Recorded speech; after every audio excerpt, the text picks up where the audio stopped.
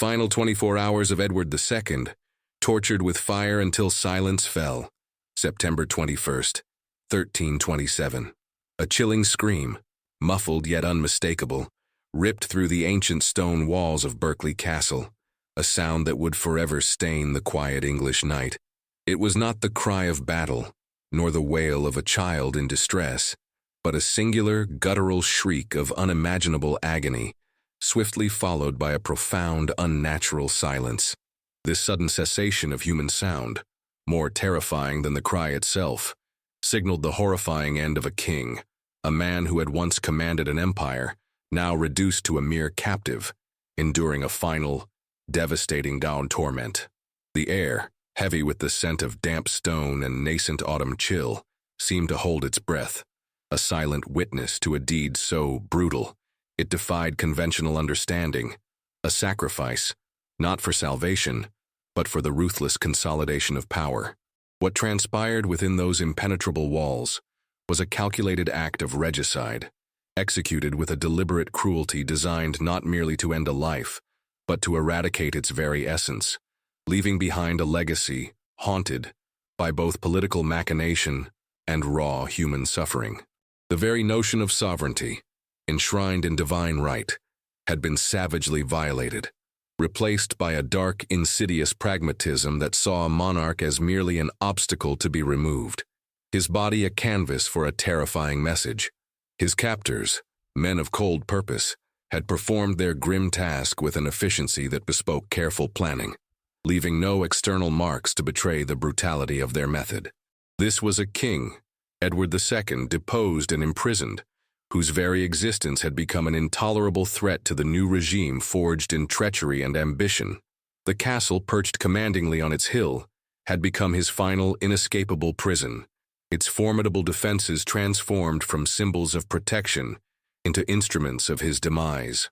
For months, Edward had endured a slow psychological dismemberment, stripped of his dignity, his freedom, and ultimately, his right to live. The horror of that night was not merely in the act itself, but in the premeditation, the chilling resolve to extinguish a life by means most foul, shrouded in the cloak of necessity.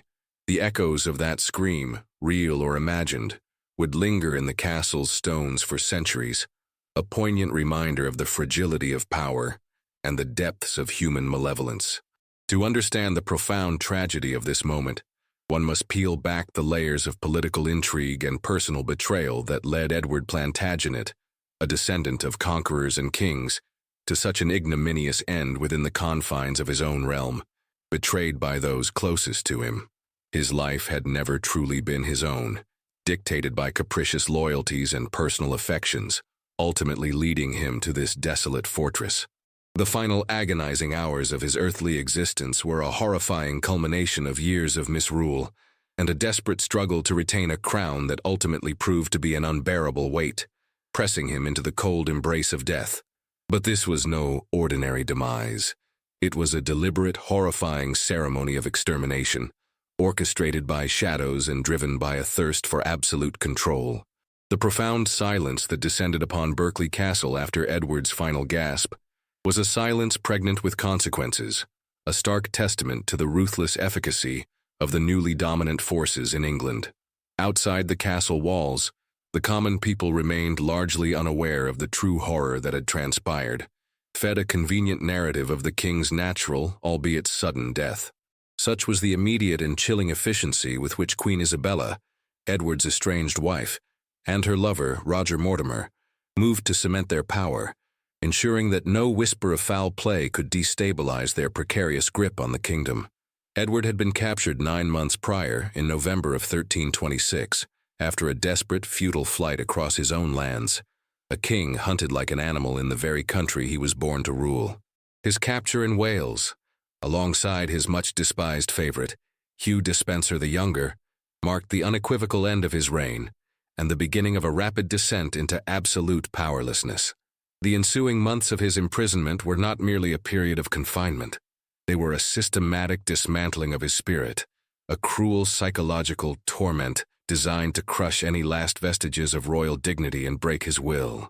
From the moment of his capture, Edward was subjected to a series of humiliating transfers between castles, each new location a colder, more isolating cell than the last. He was paraded, a dethroned monarch, before those who once bowed to him, their gazes now ranging from pity to outright contempt. This public spectacle of a sovereign's degradation was a deliberate act of political theater, intended to strip him of any remaining aura of kingship and to legitimize the usurper's claims. The official charges against him were numerous: incompetence, favoritism, the squandering of royal resources, and crucially, an alleged inability to govern. Yet, beneath these formal accusations lay the deeper, more visceral resentment fueled by his perceived devotion to male favorites, a preference that had alienated much of the nobility and created a profound schism within the royal court. The power structure that had once supported him, however tenuously, had fractured beyond repair, leaving him exposed and vulnerable to the machinations of his enemies. The legal justifications for his deposition, though presented with solemn gravity, served as a flimsy veil over the raw ambition and personal vendetta that truly drove Isabella and Mortimer. His deposition in January of 1327, a grotesque ceremony, carried out in Parliament, saw a reluctant archbishop leading the call for his abdication, with even his own son, the future Edward III, ostensibly accepting the crown in his stead. It was a moment of profound moral inversion, where the established order was violently upended and the natural successor was placed in a position of complicity. This forced abdication, extracted under duress and the very real threat of further violence, sealed his fate and transformed a living king into a political ghost, a danger to be extinguished rather than merely contained. The subsequent months saw him increasingly isolated, his few remaining loyalists scattered or executed, his every move monitored, his pleas for contact with his son systematically denied. The intention was clear: to erase him, not just from the throne but from the collective consciousness of the realm, to make his passing seem a natural progression rather than a meticulously planned act of brutality. His long, arduous journey through various prisons, culminating in the remote confines of Berkeley, was a precursor to his ultimate sacrifice, a slow march towards an inevitable end dictated by the new masters of England, who saw in his continued existence an immortality of threat.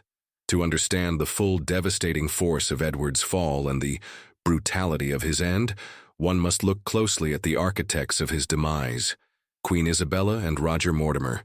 Their alliance, born of mutual discontent and escalating ambition, became the engine of the English monarchy's greatest crisis. Isabella, a daughter of the French king, Philip IV, had arrived in England as a young queen, ostensibly to solidify peace between two great European powers. Yet her early years were marked by growing disillusionment with her husband, whose affections seemed perpetually directed elsewhere, first towards Piers Gaveston, and later, more destructively, towards Hugh Despenser the Younger. This perceived neglect, coupled with the political marginalization she experienced under the Despenser's influence, slowly transformed her into a formidable and embittered adversary. Her role was not merely that of a wronged wife. She became a political strategist of considerable cunning, driven by a potent mixture of personal slight and a genuine belief that her husband's misrule jeopardized the kingdom. Roger Mortimer, a powerful marcher lord with a long history of opposition to Edward and his favorites, found in Isabella the perfect instrument for his own ascent.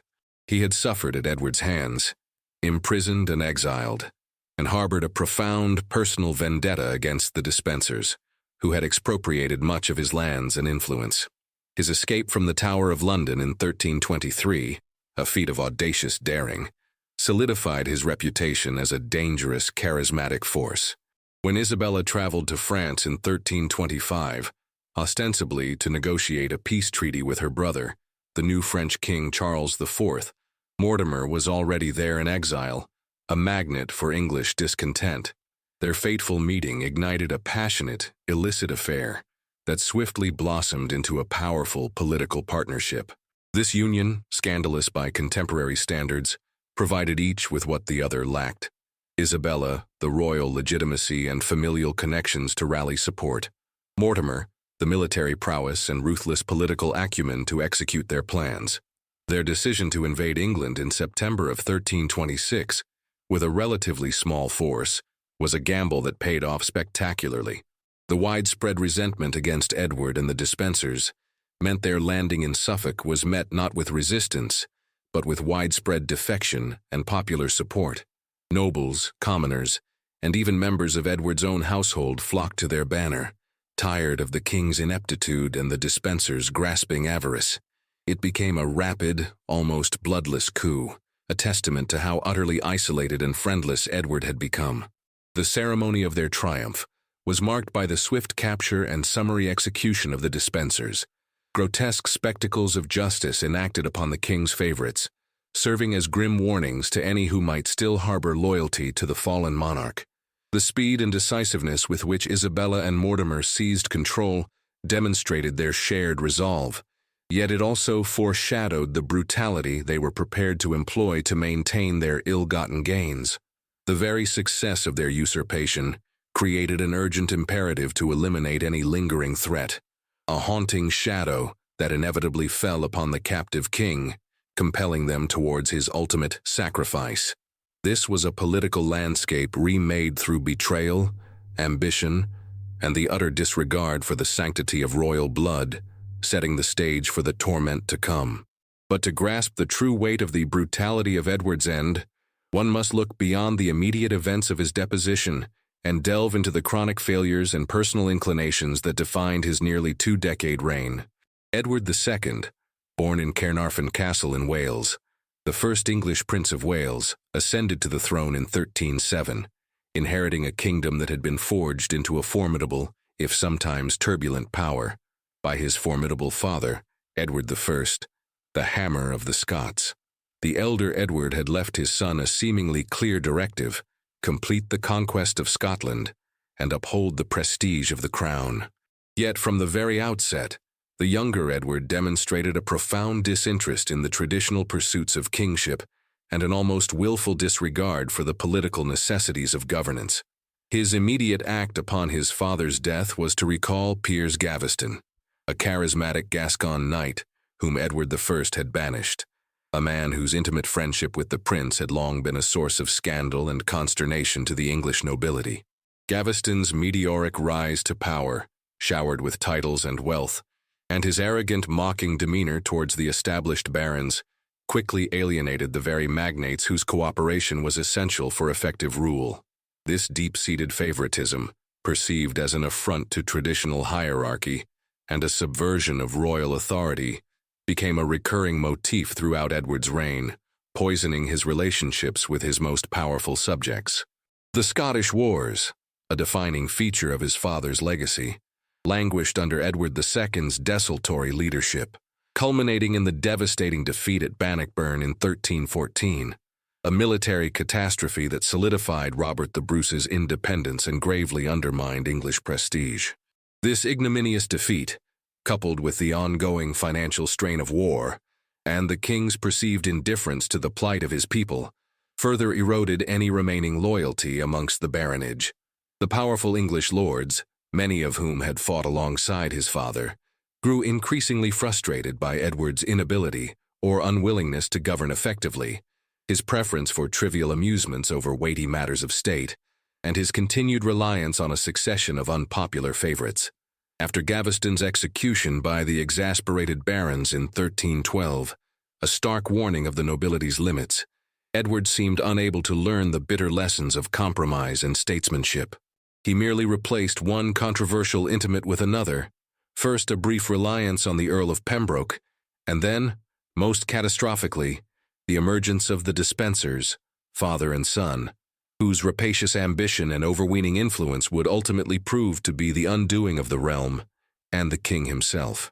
This cycle of favoritism, baronial opposition, and royal weakness created a volatile political environment, a powder keg waiting for a spark. Edward, seemingly blind to the brewing storm, continued to alienate his subjects, demonstrating a political naivete that bordered on self-destruction. This long, slow erosion of his authority, this deliberate choice of personal attachments over political expediency, set the stage for the ultimate sacrifice he was forced to make, a tragic ceremony of a kingdom devouring its own, paving the way for the profound torment that awaited him in his final hours, a truly haunting legacy of misrule. This was not an anomaly. It was a reflection of deep-seated structural issues within the English monarchy and a profound clash of personalities. The enduring saga of baronial opposition to Edward II was rooted in a complex interplay of feudal obligations, nascent parliamentary power, and the powerful, almost sacred concept of good governance. The great lords of England viewed themselves not merely as vassals, but as counselors to the crown, possessors of rights and responsibilities that extended to holding the king accountable. Edward's habitual flouting of these expectations, particularly through his elevation of men of lesser birth and little political experience, was seen as an existential threat to the established order, a direct challenge to their prerogatives and the very fabric of the kingdom's stability. The ordinances of 1311, forced upon the king by a powerful committee of magnates known as the Ordainers, represented a desperate attempt to curb royal power, to regulate the royal household, and to ensure that the king governed with the advice of his leading subjects. Edward's constant attempts to evade or outright nullify these ordinances only deepened the mistrust and solidified the opposition against him, creating a climate of simmering civil conflict. The devastating influence of the dispensers, particularly Hugh the Younger, exacerbated these tensions to an unbearable degree. Unlike Gaveston, who was more a personal companion, the dispensers were not content with mere favor. They sought to amass vast wealth and power, often through illicit and brutal means. Their rapacious land grabs, their manipulation of the legal system for personal gain, and their open contempt for the traditional rights of other nobles provoked a level of outrage that transcended mere political disagreement. Hugh Despenser the Younger, a man of ruthless ambition and questionable morals, became Edward's alter ego, a mirror reflecting the king's own disregard for the concerns of his realm. The Despensers' insatiable greed and their almost complete control over the king's person and policies alienated virtually every segment of society, from the highest nobles to the lowest commoners. Their regime was characterized by brutality, by the arbitrary seizure of property, and by a chilling disregard for justice. The Lords Ordainers, led by Edward's cousin Thomas of Lancaster, eventually resorted to open rebellion, culminating in the Battle of Boroughbridge in 1322, where the baronial forces were decisively crushed. This victory allowed Edward, under the influence of the Despensers, to exact a terrible revenge. Lancaster was summarily executed, and numerous other nobles were imprisoned, disinherited, or exiled. This period, known as the Despenser tyranny, saw the full extent of their overweening power and their willingness to use the apparatus of the state for their own enrichment and to crush all dissent. Yet this apparent triumph for Edward and his favorites sowed the seeds of their ultimate destruction. The torment inflicted upon the nobility, the deep-seated grievances, and the fear of further retribution created a powerful undercurrent of discontent that Isabella and Mortimer were able to tap into. It cemented the widespread desire for regime change, culminating in the sacrifice of the king himself, a haunting reminder that even a divinely appointed monarch could be deemed expendable when the brutality of his rule became unbearable, setting the stage for the final act of this tragic ceremony. Yet something went wrong for Edward and the Despensers. Their tyrannical grasp could not hold indefinitely, and the forces they had unleashed by their brutality would ultimately consume them. Once Isabella and Mortimer landed in England, the speed of Edward's undoing was breathtaking, a swift, almost inevitable collapse of a regime that had alienated virtually everyone.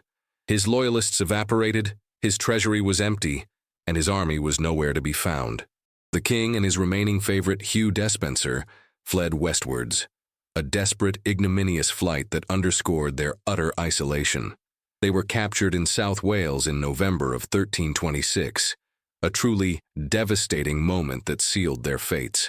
Despenser was subjected to a show trial and executed with a barbarity designed to satisfy the visceral hatred he had inspired. Drawn and quartered, his body parts sent to various towns as a chilling warning. Edward, however, was spared immediate execution, for the political optics of killing a king outright were still fraught with danger, even for the most ambitious of usurpers. He was a living paradox, a monarch without a crown, a man of royal blood stripped of all power, a source of constant anxiety for the new regime. His subsequent journey to Berkeley Castle was not a direct route, but a circuitous and deliberately degrading procession through various prisons. From Kenilworth, where he was formally deposed, he was moved to Corfe, then to Bristol, and finally, in the summer of 1327, to Berkeley. Each relocation served a dual purpose: to prevent any rescue attempt by remaining loyalists, and to further break the king's spirit through constant uncertainty and physical hardship. The journey itself was a torment, a calculated ceremony of humiliation. Edward, once accustomed to royal comforts and lavish retinues, was now subjected to the indignities of a common prisoner. He was reportedly given poor food, deprived of adequate sleep, and housed in damp, cold cells, his once regal body slowly wasting away. This systematic abuse was not random. It was a deliberate strategy orchestrated by Mortimer and Isabella to weaken him, both physically and psychologically, making him more pliable and less likely to inspire a counter-revolution. The very choice of Berkeley Castle, a remote and foreboding stronghold in Gloucestershire, indicated a hardening of resolve on the part of his captors. Its isolation made rescue attempts highly improbable, and its remote location ensured that whatever transpired within its walls would remain hidden from public view. The Castellan, Thomas de Berkeley, and his co-keeper, John Maltravers, were given strict instructions by Mortimer to ensure the king remained a prisoner in every sense, his freedom of movement curtailed, his few remaining servants replaced by those loyal to the new regime. It was a haunting journey, not just across miles of English countryside, but deeper and deeper into the abyss of despair. The lingering threat of his very existence, the immortality of the idea of a legitimate king alive while another sat on his throne, drove Isabella and Mortimer to increasingly desperate measures. They required not just his imprisonment, but his ultimate sacrifice, a silent, unceremonious end to a life that had become a perpetual danger to their tenuous grip on power. The shadows that lengthened over the English landscape mirrored the deepening gloom that enveloped the captive king, leading him inexorably towards his final, devastating confrontation with fate. The nature of Edward's imprisonment at Berkeley Castle was a masterclass in psychological torment, designed to break the spirit of a king who, despite his perceived weaknesses, still possessed an inherent sense of royal dignity. He was placed under the direct supervision of two men, Thomas de Berkeley and John Maltravers, both of whom had strong ties to the new regime and a vested interest in seeing Edward rendered harmless. Their instructions, emanating from Isabella and Mortimer, were unambiguous: to prevent any attempt at rescue, but also, subtly, to accelerate the king's decline without leaving overt signs of foul play. The methods employed were insidious, far more devastating than simple physical deprivation alone. Edward was reportedly subjected to a series of escalating indignities, each designed to strip away his kingly aura and remind him of his utter powerlessness. Filthy water was reportedly offered for his washing and shaving, often from the castle ditch, filled with sewage, a deliberate affront to his person. Unwholesome food, often rotting or insufficient, contributed to his physical deterioration, while continuous loud noises outside his chamber day and night deprived him of sleep and fractured his mental composure. These were not random acts of cruelty, but a calculated form of psychological warfare, a brutality far more subtle than physical assault, yet equally effective in its aim to destroy a man from the inside out. The constant fear of assassination, the absolute uncertainty of his future, and the relentless degradation contributed to a profound sense of despair. He was forbidden contact with his son, the new king, or any loyalists, his appeals for mercy or better treatment falling on deaf ears, intercepted and dismissed by his keepers. The goal was to reduce him to a state of complete helplessness, to diminish him in his own eyes and, crucially, to make his eventual death appear to be a natural consequence of his deteriorating health, or even a self-inflicted decline born of sorrow. The castle, with its thick walls and echoing chambers, became a stage for this slow, agonizing ceremony of psychological eradication, each passing day an erosion of his identity. The very air within the castle seemed to become a witness to his suffering, the stones absorbing the weight of his despair.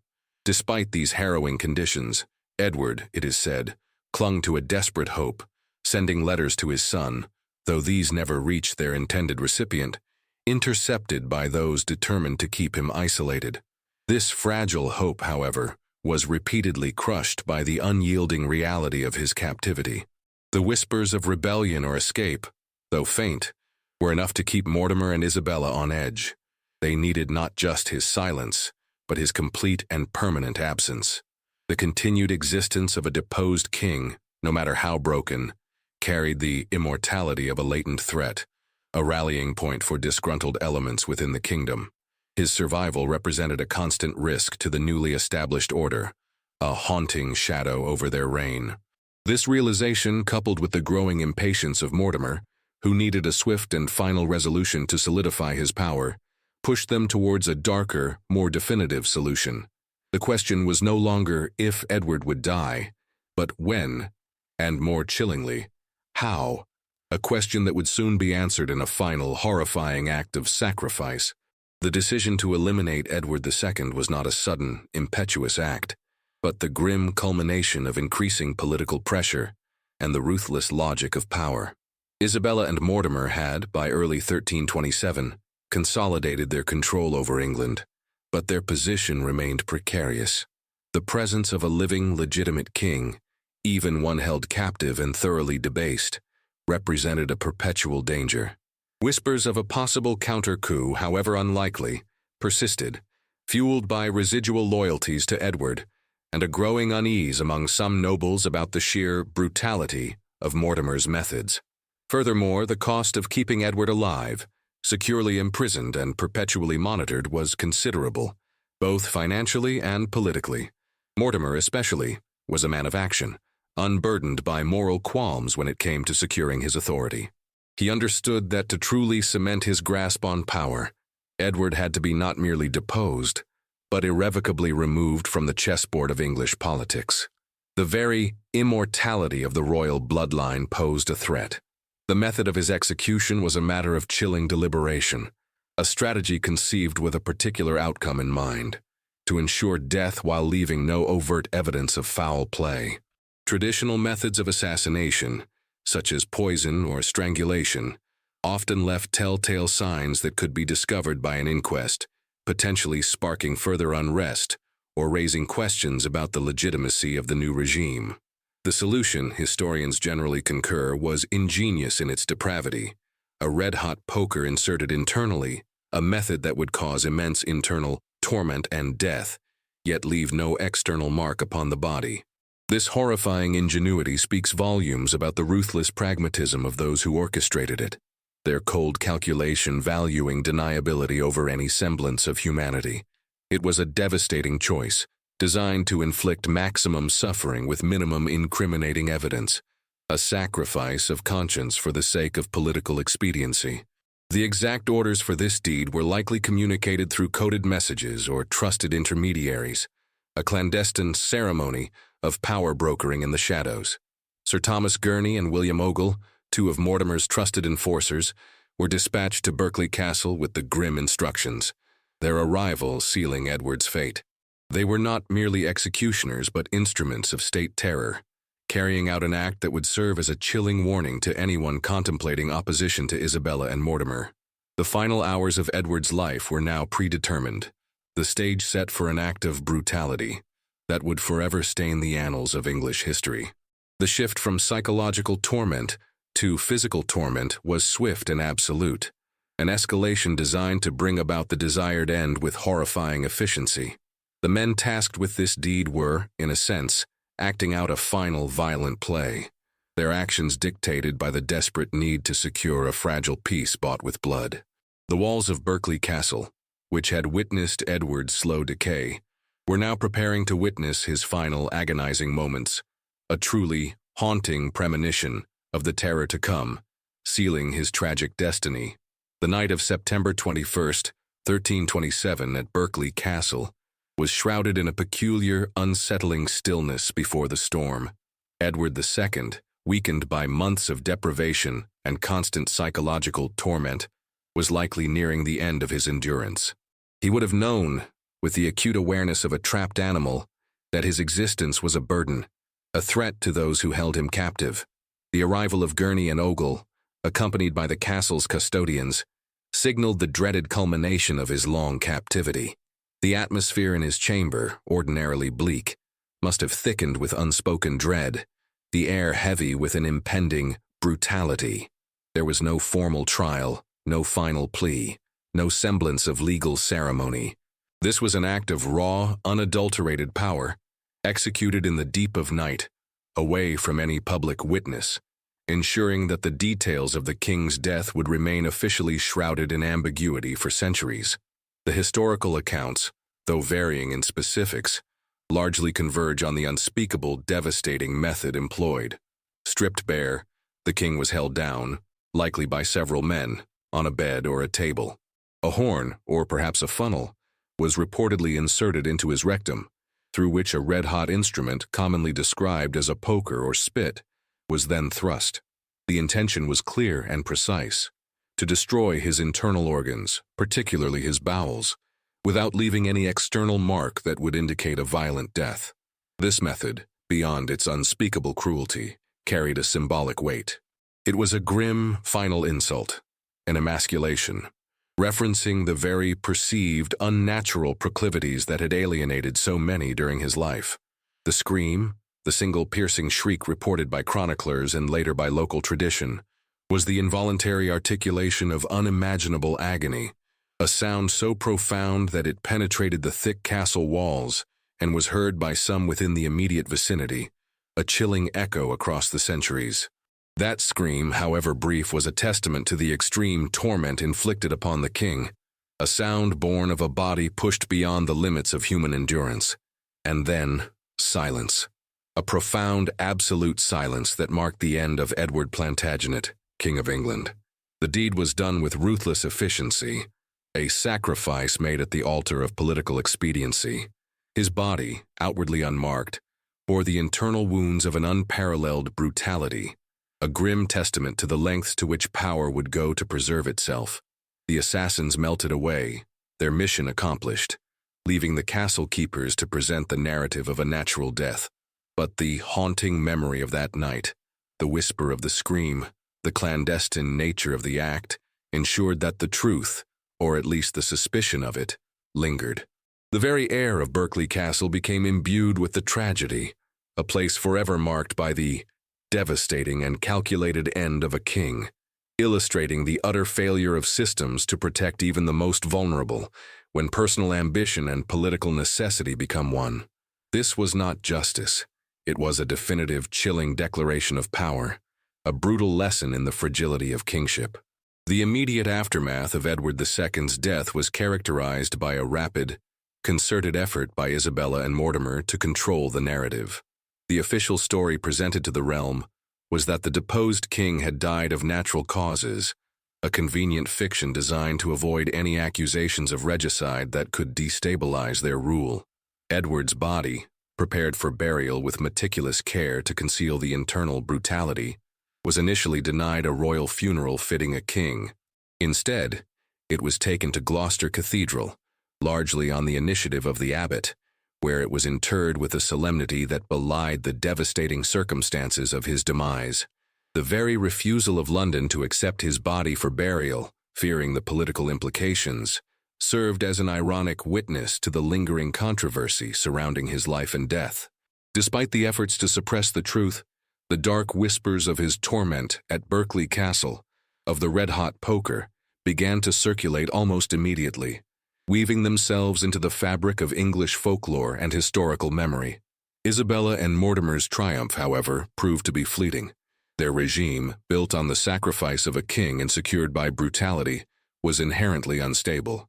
Mortimer's rapid accumulation of wealth and power, coupled with his arrogant disdain for other nobles, and his increasingly open relationship with the Queen, alienated many who had initially supported their coup. The young King Edward III, though placed on the throne by his mother and her lover, eventually chafed under their domineering regency.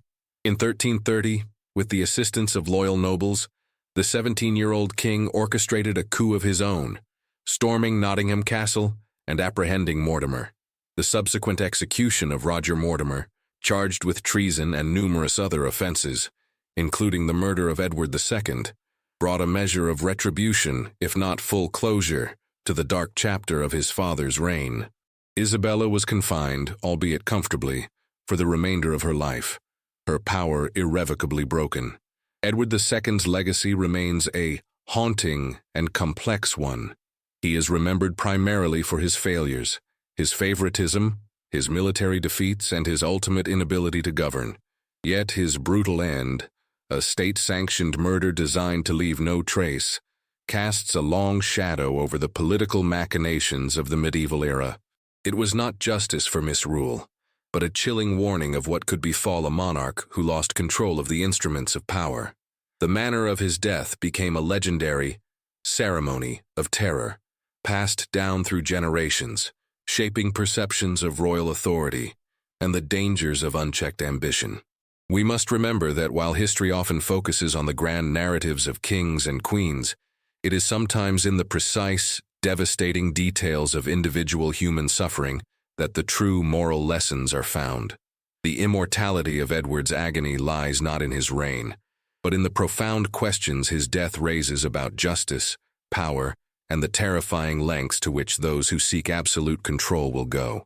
His final scream, whether literal or metaphorical, became a permanent fixture in the collective memory, a somber echo of a life taken with horrifying, calculated brutality, leaving a mournful and sobering insight into the dark heart of political power.